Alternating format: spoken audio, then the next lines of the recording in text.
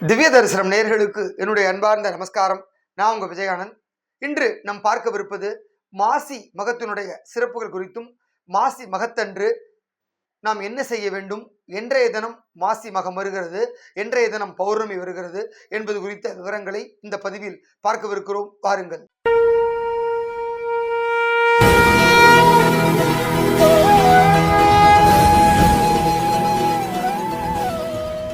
பொதுவாகவே நம்ம கோவிலுக்கு போகணும் அப்படின்னாலே பெரியவங்க நமக்கு ஒரு பெரிய நெறிமுறையை வகுத்து வச்சிருக்காங்க. அதாவது அகத்தூய்மையோடும் புற தூய்மையோடும் கோவிலுக்கு போகணும் அப்படிங்கிறதான் அது. அகத்தூய்மை அப்படின்னாலே நல்ல மனதோட நல்ல எண்ணத்தோட கோவிலுக்கு போகணும், அப்போதான் அந்த பாசிட்டிவ் வைப்ரேஷன்ஸ் நமக்கு இருக்கும் அப்படிம்பாங்க. அதே போல் புற தூய்மை அப்படின்னாலே நல்லா குளிச்சுட்டு மடியாக போகணும்பாங்க. அதனால தான் கோவில் வாசலில் பார்த்தீங்கன்னாலே அந்த காலத்துல எல்லா கோவில்லையும் ஒரு குளம் இருக்கும். குளத்துல கால் அலம்பிட்டு கோவிலுக்கு போவாங்க. இப்போலாம் பல இடத்துல டேப் வச்சுட்டாங்க. ஸோ பைப்பில் கால் கழுவிட்டு கோயிலுக்குள்ளே போகிற அந்த நடைமுறை இருக்குது. அப்படின்னாலே என்னென்னா தூய்மையாக போகணுங்கிறது அதோட தாற்பயம்.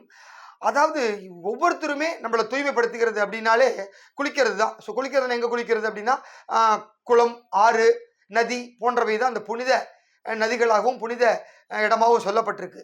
அப்படி நம்ம எல்லாருமே நம்மளுடைய அத்தனை பாவங்களையுமே குளிக்கணும் அப்படின்னாலே கங்கையாக இருக்கட்டும், காவிரியாக இருக்கட்டும், இது மாதிரி ராமேஸ்வரம் போன்ற கடற்கரையாக இருக்கட்டும், எல்லா இடத்துலையுமே அந்த புனித இடங்களில் புனித நதிகளில் நம்ம நீராடி நம்மளுடைய பாவங்கள்லாம் நதிக்கிட்ட கொடுத்துட்டு வந்துடுறோம். இப்படி எல்லாரும் கொடுக்குற பாவங்களை எல்லாம் அந்த நதிகள் தான் ஏற்றுக்கிறது. அப்போ நதிகள்லாம் இவ்வளவு பாவங்களையும் சுமக்கிறதே, அதுங்களுக்கு என்னைக்கு பாவ விமோசனம் அப்படின்னு பார்த்தா முக்கியமான நதிகள்லாம் ஒரு நாள் ஒரு கூட்டம் போட்டு பேசுதுங்களாம்.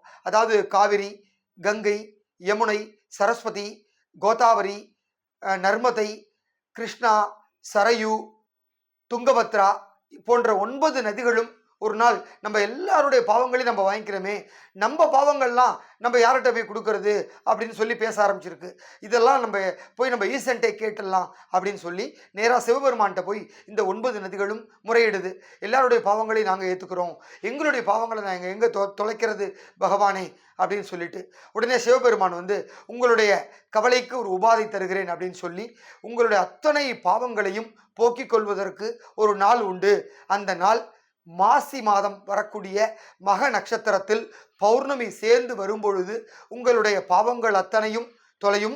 அந்த பாவங்கள் தொலைவதற்கு தஞ்சாவூர் மாவட்டம் கும்பகோணத்தில் அமைந்துள்ள மகாமக திருக்குளத்தில் நீங்கள் நீராடி உங்களுடைய பாவங்களை எல்லாம் போக்கி தூய்மையாக்கி கொள்ளலாம், உங்களை புதுப்பித்துக் கொள்ளலாம் என்ற ஒரு வரத்தை சிவபெருமான் அருளுகிறார். ஏன் அந்த கும்பகோணத்தில் அப்படி ஒரு பெருமையான இடம் சொல்கிறார் சிவபெருமான் அப்படின்னாக்க, அதாவது இந்த பிரளயம் தோன்ற பிறகு மீண்டும் இந்த பிரளயத்துக்கு பிறகு உலகத்தை படைக்கிறார் பகவான். அப்படி முதல்ல அவருடைய நேத்திரத்தின் மூலியமாக தோன்றிய இடம் அப்படின்னாலே கும்பகோணம் தான். அந்த கும்பகோணம் பகுதிங்கிறதான் ரொம்ப விசேஷமான ஒரு ஊராக சொல்லப்பட்டிருக்கு. எங்கு திரும்பினாலும் கோபுரம் தான் இருக்கும், திரும்பும் இடமெல்லாம் கோபுரம் இருக்கும். அதனால்தான் கும்பகோணம் அப்படின்னு சொல்லி பேரே வந்தது. அப்படிப்பட்ட ஊரில் தான் அந்த மகாமக திருக்குளமானது அமைந்திருக்கிறது. அந்த மகாமக திருக்குளத்தில் ஆண்டுதோறும் மாசி மாதத்தில் வரக்கூடிய மகம் நட்சத்திரத்தன்று மிகவும் சிறப்பாக ஒரு திருவிழா நடக்கும். இந்த 10 நாள் உற்சவம் கும்பகோணத்தில் ரொம்ப பிரபலம். அதாவது இது சிவாலயத்துக்கு மட்டும்தான் பொருந்துமா அப்படின்னா இல்லை, வைணவாலயத்துக்கும் பொருந்தும். அங்கே இருக்கக்கூடிய பிரசித்தி பெற்ற 6 வைணவாலயங்கள், 6 சிவாலயங்கள், இந்த 12 கோவில்களிலிருந்தும் சுவாமிகள் எழுந்தருளி அந்த தீர்த்தவாரி கண்டருள ரொம்ப விசேஷமாக நடக்கும் கும்பகோணத்தில். அப்படிப்பட்ட இந்த மகாமக திருவிழாவானது வருகின்ற புதன்கிழமை, அதாவது நாளைய தினம் 12/3/2025 மக நட்சத்திரம் மாசி மாதமும் இருக்கிறது. ஒரு சிறப்பு வாய்ந்த மாசி மக திருவிழாவானது நாளைய தினம் கொண்டாடப்பட உள்ளது. அன்றைய தினம் வாய்ப்பு இருப்பவர்கள் கும்பகோணம் சென்று மகாமக திருக்குளத்தில் நீராடி உங்களை தூய்மைப்படுத்திக் கொள்ளலாம், உங்களுடைய பாவங்களை எல்லாம் போக்கிக் கொள்ளலாம். எப்படி என்று கேட்டால், நான் ஏற்கனவே சொன்னது போல் இந்த 9 நதிகளும் அன்றைய தினம் அங்கு நீராடி தங்களை தூய்மையாக்கி கொள்ளும். அதாவது நம்ம ஒரு வாட்டி நதியில் போய் குளிச்சாலே நமக்கு புண்ணியம் அப்படிங்கிறோம். அந்த மகாமக நதி குளத்தில் 9 நதிகளும் நீராடுது. அப்போ 9 நதிகளில் குளிச்ச ஒரு புண்ணியம் நமக்கு முதல்ல கிடைச்சிடும். அதுக்கப்புறம் அந்த நதிகளுக்கு அங்க வந்து புண்ணியங்கள் கிடைக்கிறது. தங்களுடைய பாவங்கள் எல்லாம் அங்க விட்டுட்டு புண்ணியங்களை சேர்த்துக்கிறது. நம்ம அதுல குளிக்கிறப்ப அந்த நதிகளோட புண்ணியங்களும் நமக்கு வந்து சேரும். ஸோ ரெட்டிப்பு பலன் நமக்கு கிடைக்கும். அன்றைய தினம் அந்த மகாமக திருக்குளத்துல குளிப்பதனால, அதனால அப்படி ஒரு சிறப்பு வாய்ந்த ஒரு நாள் தான் நாளைய தினம் அந்த மாசி மாத மகா திருவிழா அப்படின்னு சொல்லப்படுறது. இது வந்து ஆண்டுதோறும் கொண்டாடப்படுற ஒரு நிகழ்வு. ஆனால் இதுவே 12 ஆண்டுகளுக்கு ஒரு முறை அதே இடத்தில் நடைபெறுவதுதான் மாசி மகாமக திருவிழா. அதாவது மகாமகம் அப்படின்னாலே ஒரு மாமாங்கம் அப்படின்னு சொல்லுவாங்க. ஒரு மாமாங்கம் அப்படின்னாலே 12 வருஷம் ஒரு திருவிழா நடந்து மீண்டும் 12 ஆண்டுகள் கழித்து மீண்டும் அங்க திருவிழா நடக்கிறது அந்த மகாமக திருவிழா அப்படின்னு சொல்றோம். இது வந்து இப்போ நானே ஒரு 3 மகாமகம் பார்த்தேன். அந்த மாதிரியான ஒரு பாக்கியம் எனக்கு கிடைச்சிது. 92வது வருஷம் முதல் மகாமகம் பார்த்தேன். அதுக்கப்புறம் 2004 2வது மகாமகம், அதுக்கப்புறம் 2016 3வது மகாமகம் தரிசித்திருக்கேன். இப்போ அடுத்து 2028வது ஆண்டு 4வது மகாமகம் மிகவும் சிறப்பாக நடைபெற இருக்கிறது. அதற்கான ஏற்பாடுகள் எல்லாம் இப்போவே ஆரம்பிச்சுட்டாங்க. அதற்கான கூட்டம்லாம் போட்டு ஏற்பாடுகள்லாம் என்னென்ன பண்ணணும் அப்படிங்கிறதெல்லாம் பிளான் பண்ண ஆரம்பிச்சிட்டாங்க. ஏன்னா அந்த விழாவை நடத்துறதுக்கே ஒரு 2 வருஷம் கால அவகாசம் தேவைப்படும். அதனால் இப்போவே அதற்கான ஏற்பாடுகள் செய்ய தொடங்கிட்டாங்க நிர்வாகிகள். அப்படி ஒரு சிறப்பு வாய்ந்த அந்த திருவிழா தான் அந்த மாசி மக திருவிழா நாளைய தினம் வருகிறது. இதற்கு வந்து இன்னொரு கதையும் சொல்லப்படுறாங்க. அது எப்படின்னா இது வைணவர்களுக்கு ஒரு கதை இருக்கிறது. அதாவது எப்படின்னா, இந்த கும்பகோணத்தில் மிகப்பெரிய ஒரு வைணவ ஆலயமாக சொல்லப்படுவது சக்கரபாணி திருக்கோவில். அந்த சக்கரபாணி பெருமாள் அவதாரமானது இந்த மாசி மாதத்திலே மக நட்சத்திரத்தன்று தான். அதனால அன்றைய தினம் வந்து நம்ம எல்லாருமே சொல்லுவோம், ஒருத்தருக்கு வந்து ஆணவம் ஏறிடுச்சுனாலே அழிவு தொடங்கிடும் அப்படின்னு சொல்லி. ஒரு நாள் வந்து சூரிய பகவானுக்கு ஒரு ஆணவம் வந்துருச்சு.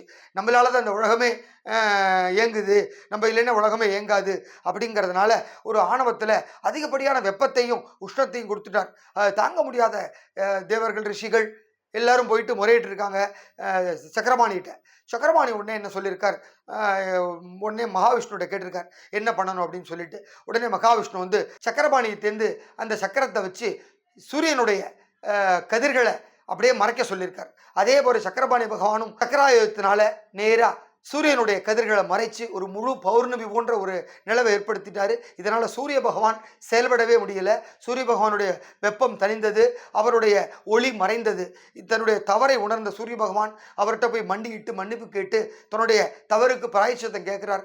அப்போது சக்கரபாணி பகவான் சொல்றார், நீ போய் காவிரி கரையில் இருக்கக்கூடிய சக்கரத்தாழ்வாரை தரிசனம் பண்ணி உன்னுடைய பாவத்தை போக்கிக்கொள் அப்படின்றாங்க. அதே போல சூரிய பகவான் நேரா காவிரி கரையில் இருக்கக்கூடிய சக்கரத்தாழ்வாரை தரிசனம் பண்ணி தன்னுடைய பாவத்தை போக்கி மீண்டும் தன்னுடைய வெப்பத்தையும் ஒளியையும் மீட்டெடுத்தார். அந்த நாளும் இதே மாசி மாத வரக்கூடிய மக நட்சத்திரத்தன்று தான். அதனால தான் கும்பகோணத்தில் இருக்கக்கூடிய சக்கரபாணி பெருமாளுக்கும் இது மிகவும் சிறப்பு வாய்ந்த ஒரு நாளாக சொல்லப்படுறது. அதோட வைணவர்களுக்கும் இந்த மகாமகம் சிறப்பாக சொல்லப்பட்டிருக்கு. எப்படி வந்து சைவர்களுக்கும் இந்த மகாமகம் சிறப்போ அதே போல வைணவர்களுக்கும் இந்த மகாமகம் சிறப்பு. ஆக 2 பேருக்கும் சிறப்பு வாய்ந்த இந்த மகாமக திருவிழாவானது நாளைய தினம் 12/3/2025 கும்பகோணம் மகாமக திருக்குளத்தில் சிறப்பாக நடைபெறுகிறது. அதே போல் இந்த மாசி மாத மக நட்சத்திரம் எப்போ பிறக்கிறதுன்னு பார்த்துடலாம். அதாவது மக நட்சத்திரமானது நாளைய தினம் காலை 5 மணிக்கு தொடங்குகிறது. மறுநாள் 13ஆம் தேதி காலை 5 மணி வரை இந்த மக நட்சத்திரமானது இருக்கிறது. அதனால நாம் புனித நீராட வேண்டிய நாள் நாளைய தினம் புதன்கிழமை மக நட்சத்திரம் இருக்கிறது. அதனால் அன்றைய தினம்தான் நீராட வேண்டும். அதேபோல் பௌர்ணமி என்பது ஒரு சில ஆண்டுகள் மறுநாள் வரும். அதேபோல் இந்த ஆண்டும் பௌர்ணமியானது மறுநாள் 13ஆம் தேதி காலை 11:30 மணிக்கு தொடங்குகிறது பௌர்ணமி திதி. மறுநாள் 14ஆம் தேதி காலை 11:50 வரை இந்த பௌர்ணமி திதியானது இருக்கிறது. எனவே சத்யநாராயணா பூஜை செய்பவர்கள் 13ஆம் தேதி மாலையில் செய்து கொள்ளலாம். அதே போன்று திருவண்ணாமலையில் கிரிவலம் வருபவர்கள் 13ஆம் தேதி மாலை இரவு நேரத்தில் கிரிவலம் செல்வது சிறப்பு. எனவே மகம் நட்சத்திர என்பது 12ஆம் தேதியும் பௌர்ணமி திதி என்பது 13ஆம் தேதியும் நமக்கு கிடைக்கப்பட்டிருக்கிறது. எனவே இந்த 2 நாட்களையும் சிறப்பாக கொண்டாடி எல்லாம் வல்ல சிவபெருமானையும் எல்லாம் வல்ல மகாவிஷ்ணு பெருமாளையும் வணங்கி அவர்களுடைய அருளுக்கு பாத்திரமாகும்படி உங்களை அன்போடு கேட்டுக்கொண்டு விடைபெறுகிறேன்.